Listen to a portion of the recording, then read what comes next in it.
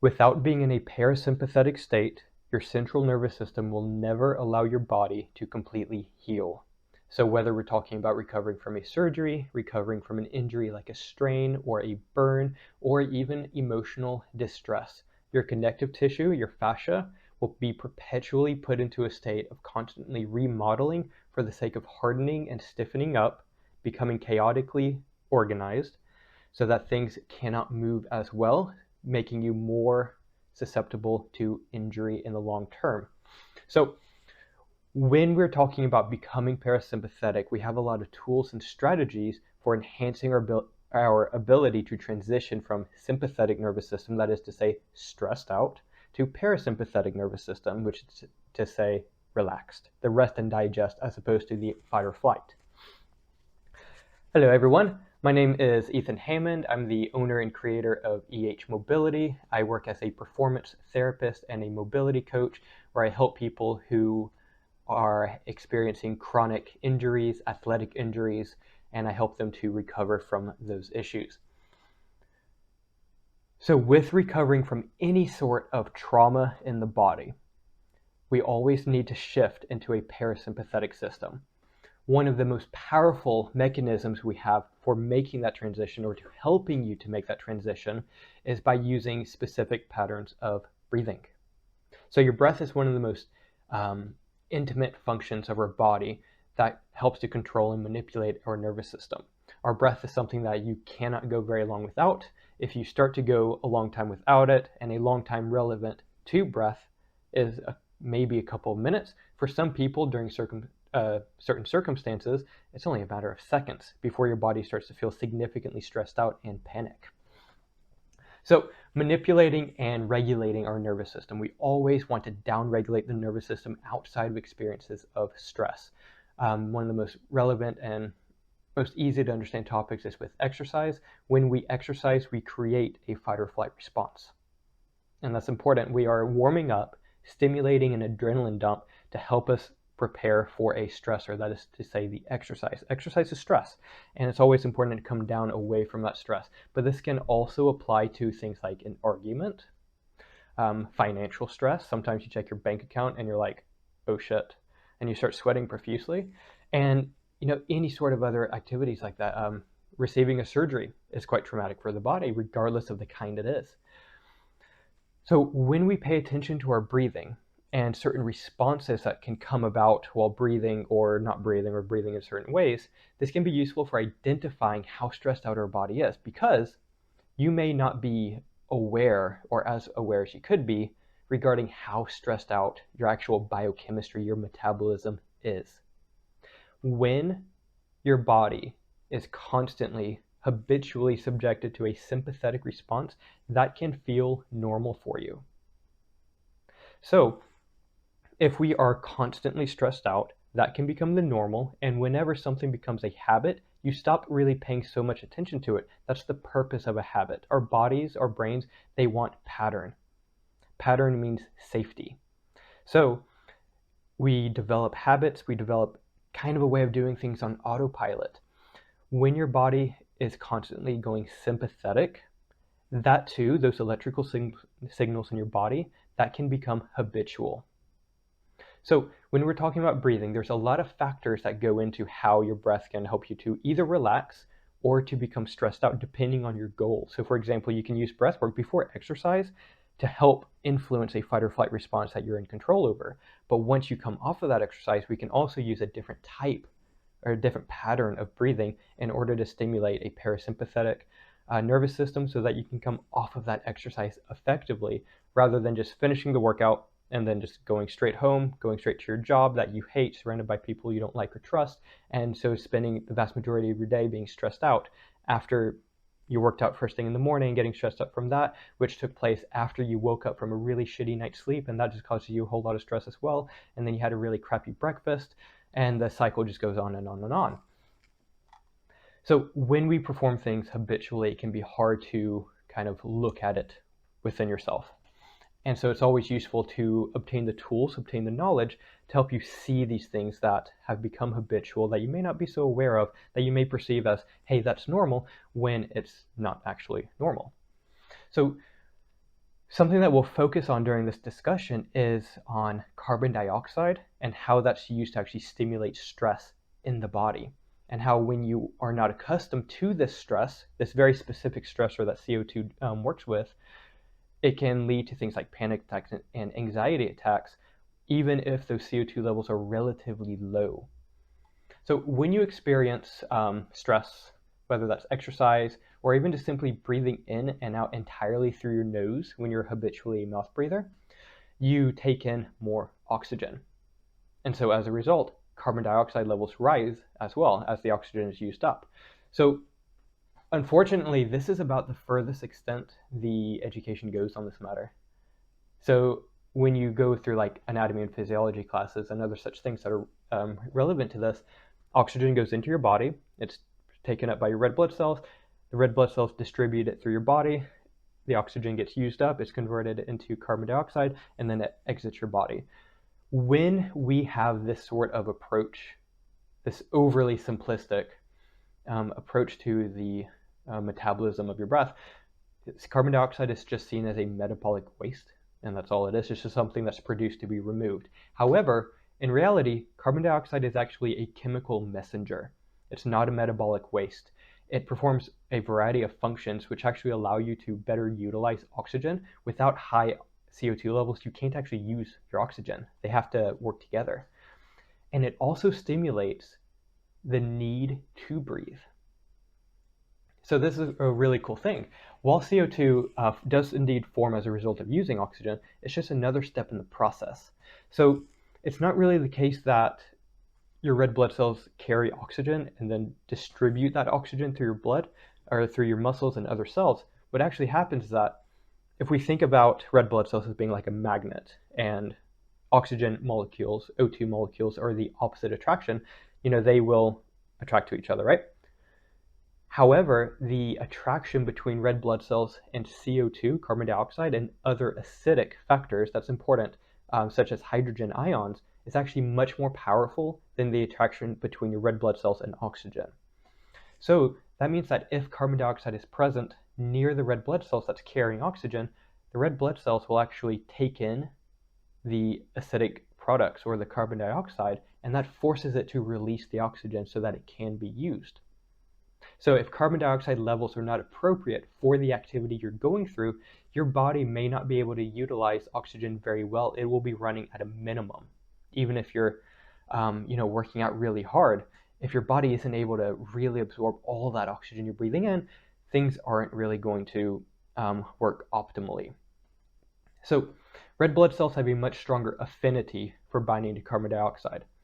When carbon dioxide gets diffused into your blood, into the water in your blood, into your blood plasma, it gets converted into what's called carbonic acid, and this allows it to give away hydrogen ions.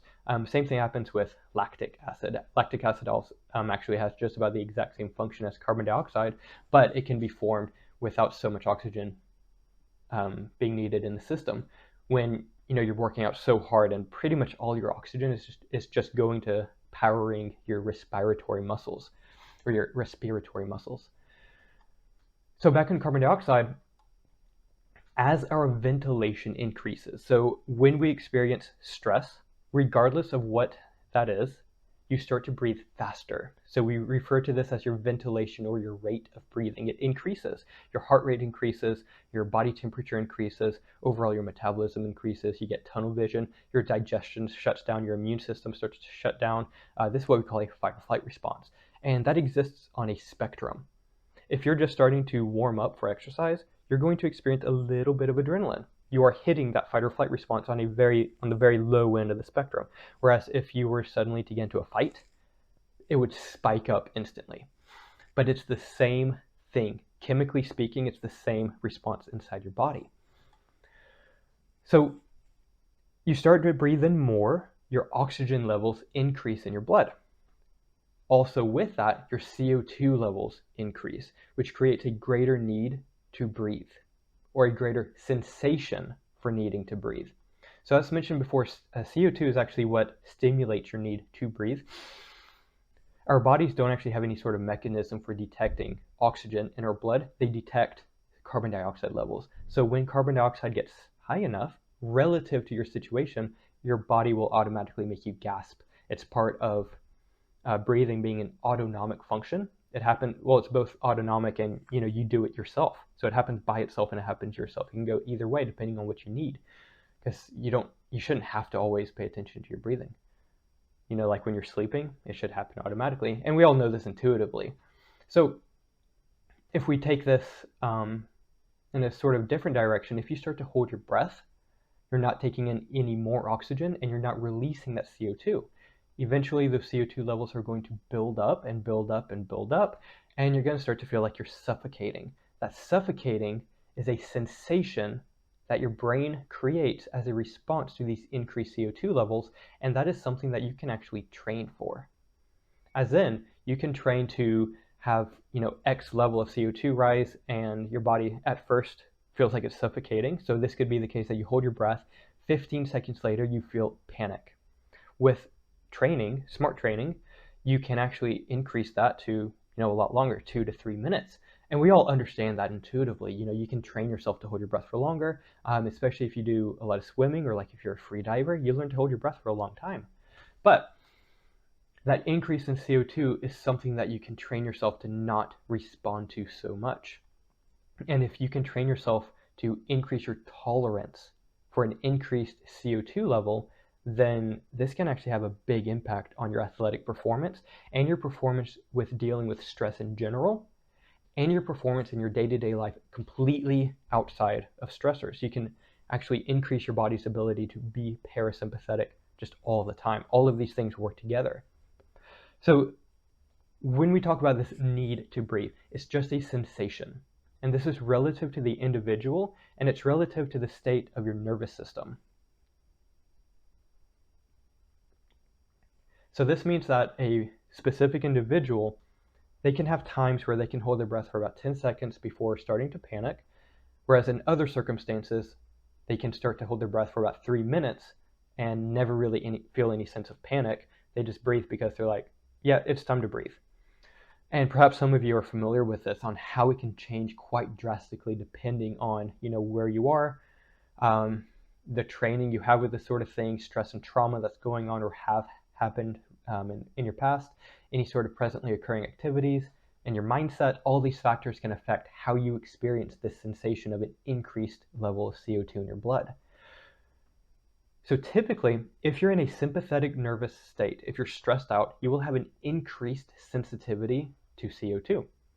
Oftentimes being stressed means that your breathing will become shallow as well, meaning you're breathing into your chest. You're breathing just like very high up. Your breath isn't getting low down into your abdomen. As well with your breathing, you'll start to breathe more and more through your mouth. Even if you're a habitual nasal breather, if you suddenly become stressed out, like let's say you're just walking around with a dinner plate in your hands and something happens and you drop it, you'll probably gasp. A sudden inhale through your mouth. That's all associated with stress. So breathing through your mouth and breathing very shallow, that creates a stress response. There are other factors that we can do to increase a stress response as well, but those are kind of like two very basic things with our breathing. Breathing through the mouth stimulates, or has a tendency to stimulate, a sympathetic nervous system, and also breathing shallowly also has a greater tendency of promoting sympathetic activity. So let's say that, just for the sake of example and for relevance, that exercise is your stressor. As you start doing, your running, your box jumps, your deadlifts, and whatever else you're doing in your exercise, mouth breathing will lead to an imbalance of perceived energy. How this works: when you start breathing in frantically, you will also be breathing out frantically.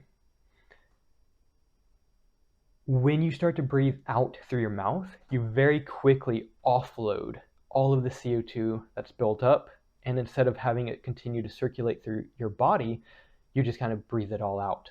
So the O2, the oxygen that you breathe in, gets minimally used. So remember, we're talking about you're in the middle of your workout.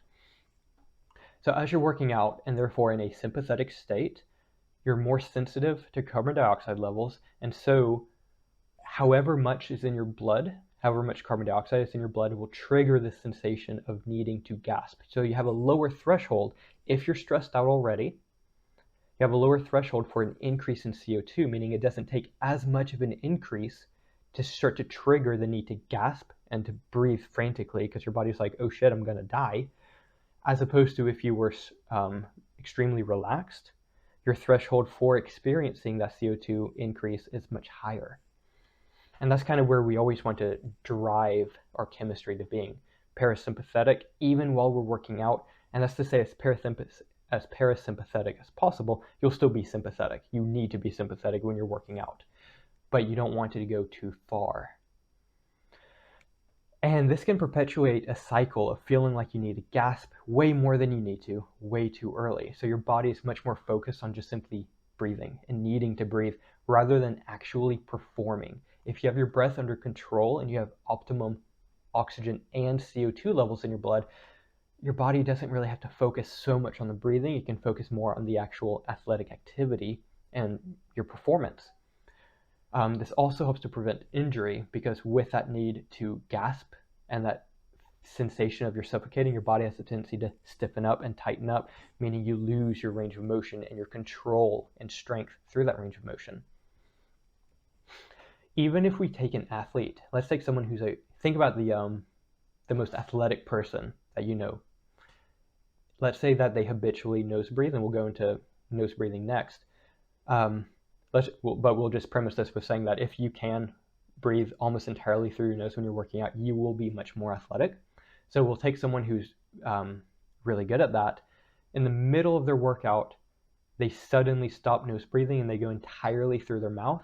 Their performance will drop substantially. It will be a noticeable and fast decrease. So your performance is affected, and also your ability to control your stress is affected by how you breathe. Biggest topic here that we're talking about is nasal breathing versus mouth breathing and how this increases CO2 in your blood and creating a tolerance for that increase in CO2, increasing your tolerance for that sensation of, oh shit, I need to breathe. You don't always have to respond to that. Nasal breathing is our way around this, but there is a catch to this. Nasal breathing will draw out your breaths, meaning that it takes longer to take a full inhale through your nose and a full exhale through your nose than it takes to take in even a full inhale and exhale through your mouth. Meaning that your lungs have a set volume, so fully expanded, they have a set volume. If I'm breathing entirely through my nose, that takes time. It takes a few seconds to really fill that up, and you can slow that down and make it take even longer. But even if you're trying to breathe in really fast through your nose, that takes an amount of time. Whereas if you're completely empty and you try to breathe in through your mouth, you fill up almost completely instantaneously. So if you're constantly breathing in and out through your mouth like that, they're very short, choppy breaths. Whereas if we breathe in through the nose, there's an elongation to the time it takes to both inhale and exhale, on the condition that we're also trying to breathe as deep as we can. So that's one of the caveats to this, is that it's not just breathing in through your nose. If that's still shallow, it will be moderately better, but it still needs to become a deep breath. So you want to be thinking, I often cue people to breathe down into their hips, or breathe with the imagination that I'm breathing in so deep and filling up my lungs so much that my lungs are actually filling up down into my hips, not just in my rib cage, not just in my belly, but down as low as you can, and trying to maximally fill your lungs with air. In addition to that, just a side note, so your lungs are filled with cells called alveoli, or structures called alveoli, that make the transition of the air from the atmosphere, transitioning that into your bloodstream. You have much greater density of these alveoli in the bottom third of your lungs, or in the bottom half of your lungs. So if you're only breathing in through your chest, it's not even technically right that you're only breathing at 50%. It would be even less than that, because there's a lot, there's a smaller volume, and there's also much less alveoli in that part of your lungs. So that's pretty cool. So when we go to nasal breathing, because it takes longer, because your nostrils are smaller holes than your mouth, so it takes a lot longer to breathe through your nose. Theoretically, this allows you to use more of the oxygen that you breathe in, because your CO2 levels will have that time to build up and to stay built up.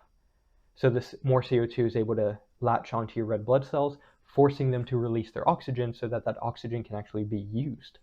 Otherwise, it stays on the red blood cells for a lot longer. However, at the same time, when there's this massive increase in your CO2, that also comes with a massive increase in the sensation to need to gasp. This is where training comes in, because you can actually train yourself to not respond to that sensation so much, or have a more appropriate response. If you intentionally focus on nasal breathing when you work out, at first it sucks. Literally, you will be sucking air. You will constantly be feeling like you're suffocating, but you're not. It's just your puppy dog brain thinking you're about to die, kind of like how if you have a person who is accustomed to eating pretty much constantly while they're awake, and maybe even in the middle of the night, when they wake up at around midnight or 2 a.m., if they take a few hours without eating and they're suddenly really hungry and they're like, oh my God, I'm starving to death. Like, dude, you're still digesting. You still have food in your stomach. You are not starving. You may feel like you are. You're nowhere close. You can go a few more days. You can go a few more weeks. If you're smart about it and, have some guidance for fasting, you can go a few days and weeks without food and you will be perfectly fine if you're smart about that and get some good, proper guidance in that realm. Now, I'm not saying that you completely shut off your breathing when you're working out. That would be stupid. What I am saying is that when you take that individual accustomed to eating all the time, and then they suddenly are not eating all the time and they start to feel like they're starving, that's just a sensation. That's literally all it is. Your hormone leptin, I'm going to be brutally honest, I don't remember if it is leptin. It's leptin and ghrelin that are your appetite stimulating and appetite suppressing hormones, and I've never, in 15 years of studying anatomy and physiology, I've never been able to keep them quite right. I should probably make a note of that whenever I give talks like this. But anyway, point is that your appetite encouraging hormone will become stimulated. Your stomach, maybe won't be as stretched out as it's accustomed to being because you've gone a couple of hours. Maybe for the first time in a long time, your stomach actually completely emptied out, and that may be a new thing for you. And this hormone gets activated to stimulate your appetite. It's literally just a sensation. And this is how neurotransmitters work. And in this context, carbon dioxide is very much similar to a neurotransmitter. Other neurotransmitters or neuromodulators, however you want to call them, it's like adrenaline. And this is relevant to this discussion. If you take a shot of adrenaline, so you take an EpiPen, an epinephrine pen, which is another name for adrenaline, that adrenaline molecule will go through your blood and it will latch onto your nerves where there are receptors for it, which is basically everywhere. When it does this, it actually alters the flow of electricity through your nervous system in order to create certain responses, such as increasing your heart rate, opening up your blood vessels. I'm pretty sure adrenaline does that, and cortisol actually decreases the circumference of your blood vessels. Anyways, it helps to create a fight or flight response. You don't have any choice in the matter. When that neurotransmitter gets attached to your nervous system, you will have sensations. You will experience sensations. You don't have a choice about it. They will be there until the adrenaline gets filtered out. Now, you may not be able to control how that feels. Like your heart rate will speed up, regardless of if you want it to or not. Once it gets filtered out, though, your heart rate can start to come down.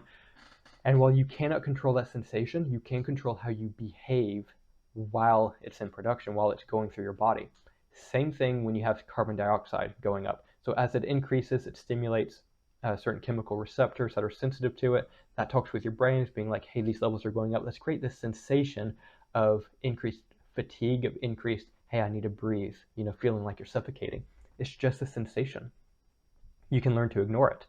You don't want to ignore it completely, and your body won't let you. It will become severe enough that you have to breathe. You can't hold your breath.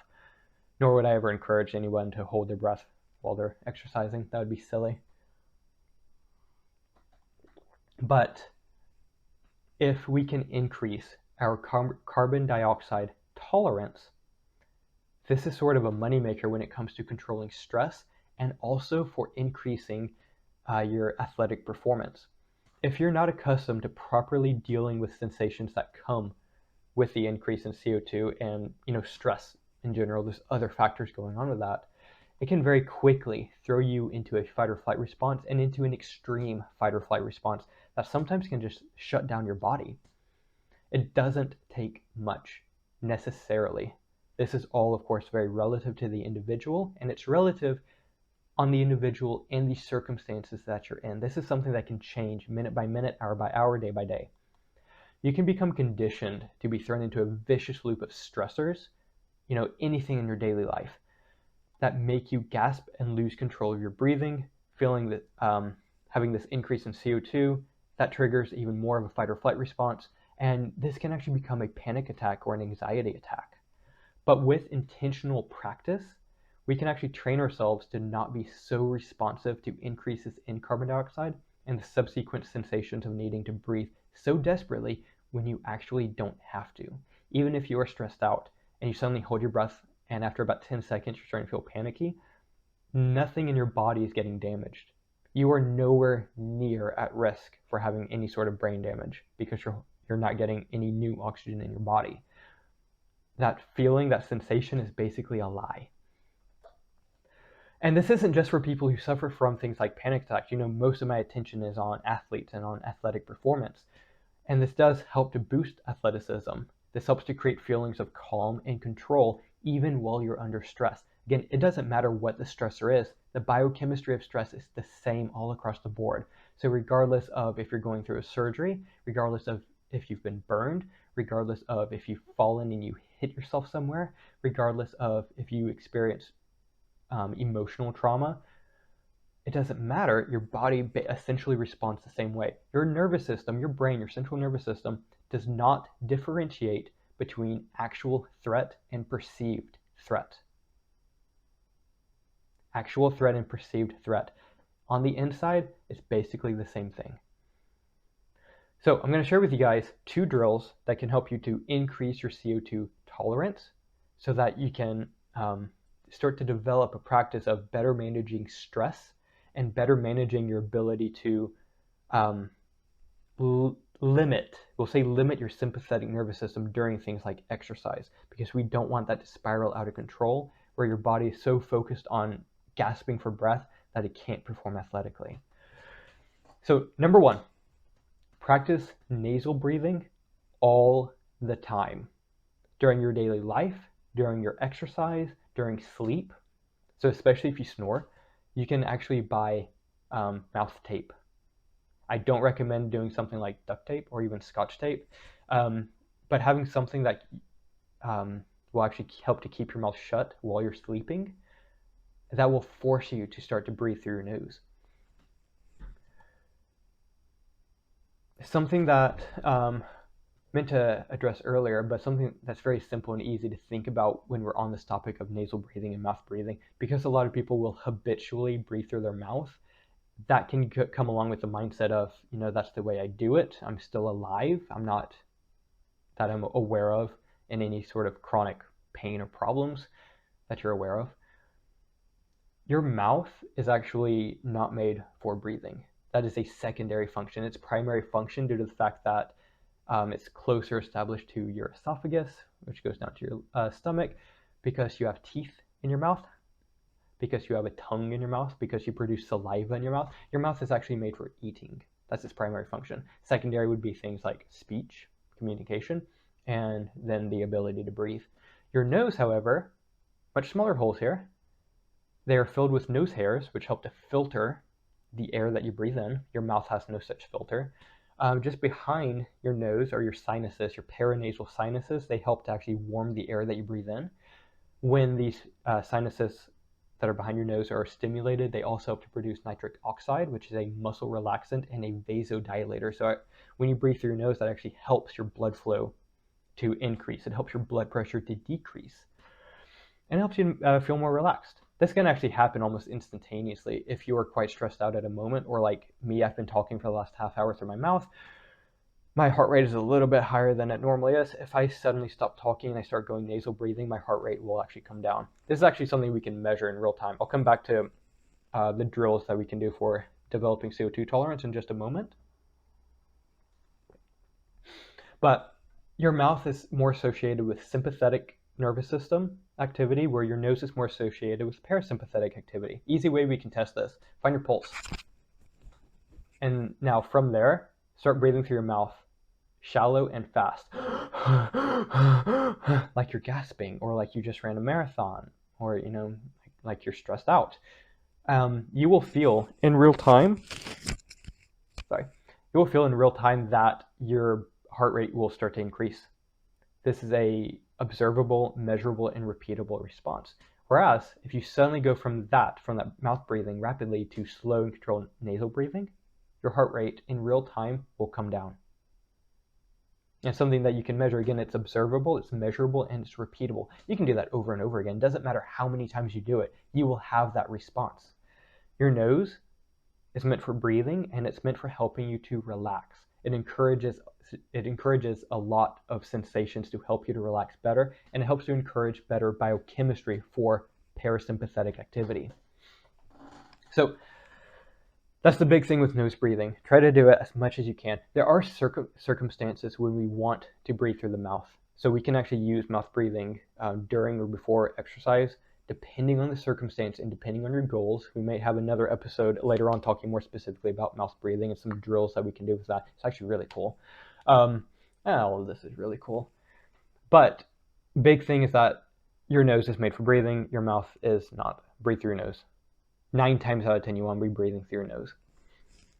And so that's the number one thing. You can practice that all day long and accumulate a lot of minutes, a lot of hours with that practice. And that can very quickly become a habit. When you are new to breathing through your nose, this can start to dry out your nose quite quickly. It can become aggravating to your nostrils and to your sinuses because they're not accustomed to working. So if it's been the case that for years you've been primarily mouth breathing, one, you chronically have a dry mouth, especially if you're breathing like that in your sleep.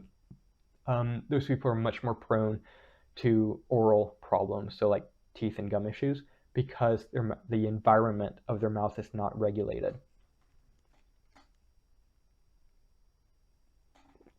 So another drill that we can do that can drastically increase your CO2 tolerance. This is a fun one. This is one that I like to practice in the gym. This is also something that, little disclaimer, have a friend with you. Especially if you're new to like breath work, have a friend with you during this, if only there to watch you and to help to make sure that you're safe, that you feel safe, and to have a puke bucket nearby, because it is possible to experience. I've never actually seen someone throw up, but that is a possibility. Especially when people are new, you can feel some pretty extreme nausea, and it makes sense that someone could throw up from this. So it's not funny if you do throw up, but the whole stress of it can be entertaining. I'm not laughing at anyone's expense. So what you do here, you have something like an assault bike ready beside you, or an air bike, a fan bike, whatever you want to call it. These are fantastic cardio devices that very quickly can build up fatigue in your body. If you're not familiar with an assault bike, look it up, get one. They're brilliant pieces of machinery. There's also the big brother version, the Echo bike, which is also amazing, but I don't actually like the Echo bike as much for this drill because I can't go as fast. The Echo bike has a much bigger fan on it. It produces a lot more resistance. I like the assault bike because I feel like I can really go all out on it, like maximum effort, which is part of what you need to do during this exercise. So here's the exercise. You got the assault bike beside you. It's ready to go in just a few minutes. You won't need it for another like 3 to 4 minutes. No, 4 to 5 minutes. You're going to lay down on your back. So get comfortable, have a friend watching you, and I also recommend having a friend keep time for you. It helps you to just relax more so you can just focus on your breathing. What you're going to do, lay down on your back, and I want you to practice breathing deep for 2 straight minutes. Ideally, the way I like to get people to do this is with a big, aggressive, active inhale. So you're actually trying to breathe in as deep as you can, like down into your belly. And then just a nice passive exhale. This can be through your mouth, but try to make your mouth hole very small, or just breathe out through your nose. But make that passive, like you just simply relax. You're not trying to exhale like hard or anything. You're not trying to exhale fully. Your body just kind of deflates very passively. So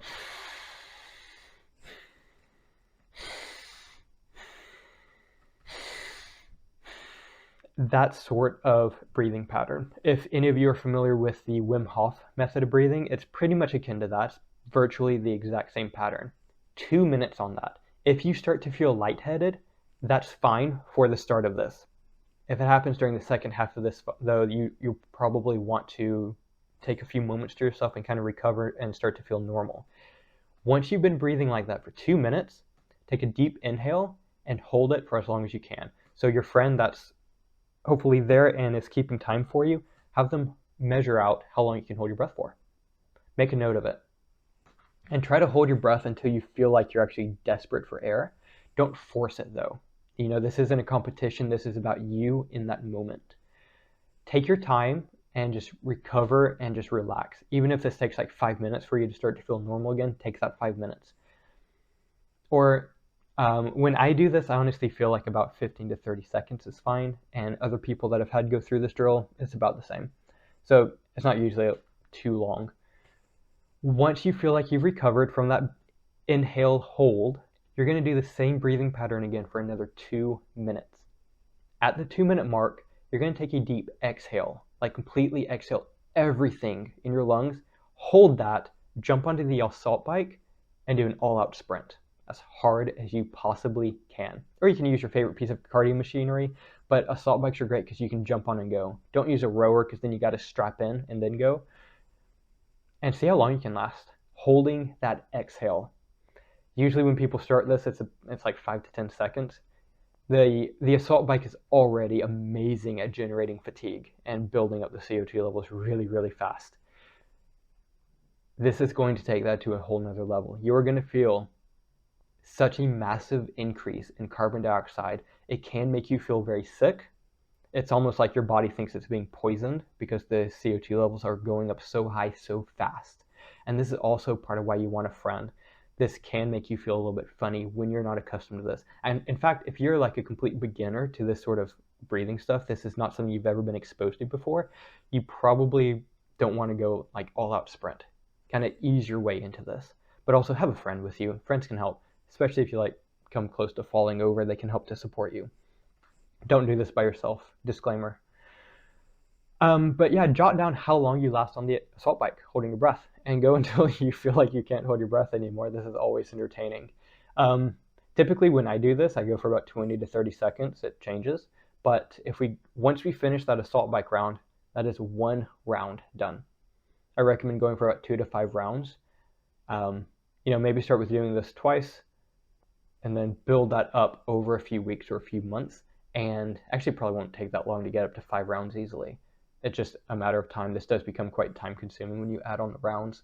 But the point is that you are intentionally and in a controlled environment, you are safe. You're intentionally creating this massive increase in carbon dioxide in your blood. That's going to create a massive increase in sensations associated with that. This lets you get exposed to it in a safe and controlled way. And this increase is probably bigger than anything you're going to experience during normal exercise, and even during things like arguments or hell, maybe even possibly like an actual fight. And so what this helps you to do is have this kind of as your standard for CO2 exposure. And so that powerful exposure is so much higher than what you often experience during exercise that the CO2 buildup you feel in your normal exercise now, with some practice with this, actually feels relatively low. And so this can be a great way for increasing your cardio, increasing your ability to work out, especially with like things that require a lot of reps. So increasing your endurance, because you're not going to feel such a need for breath, for breathing fast, for gasping. And if you can really get used to this buildup of CO2, which it doesn't take that long, your body, your respiratory system adapts very, very quickly. It doesn't take too long. Like seriously, a few days can make a massive difference in your blood chemistry and in your ability to regulate your blood chemistry and your nervous system. And you can make a massive change in your ability to relax and to remain emotionally and physically in control of your body while under stress, and also while you're not under stress. So in day-to-day life, if we can practice having nasal breathing and also having it be the case that you don't have to respond to such small buildups of CO2, then it can become where your body is much more relaxed, just kind of by default. So this actually increases your capacity to become more parasympathetic during everyday life. To kind of cap this off, I'm going to link in the show notes some examples of research. There's a lot of research that ties into this, showing the connection between CO2 intolerance and things like panic attacks. So even in cases of like twins, or looking at generational factors, when you have CO2 intolerance, this promotes your ability to, even from a very young age, have things like anxiety attacks and panic attacks, to the point that it almost looks like it's genetic when it's actually more environmental. So yeah, guys can take a look at those as well. They are fun reads. And yeah, that's it. Basically, a big thing is we want to be breathing through our nose for the most part. That's your nasal versus mouth breathing argument. If you enjoyed the content, please like and subscribe to my content. It'll ring the little bell on YouTube so that you get notified when new videos come out. I'm going to be trying to have videos come out like this more on a weekly basis, or even a couple times a week. Be sure to share things as you, if you find this relevant to your friends or family or anyone else, especially if you know any people who are athletes and take their fitness seriously. This can make a big difference in their lives, in their ability to perform athletically. Or if you know anyone who suffers from anxiety, has panic attacks, or is like chronically under stress, something we can do is really get a handle on your breathing so that you can have a very fast and very powerful, a very profound way of managing stress in a realistic, applicable way. Alrighty guys, that is me done. I am signing off. I love all of you. You're all amazing human beings. So go out there, take what I've said here, use it, and become even more awesome. See you guys.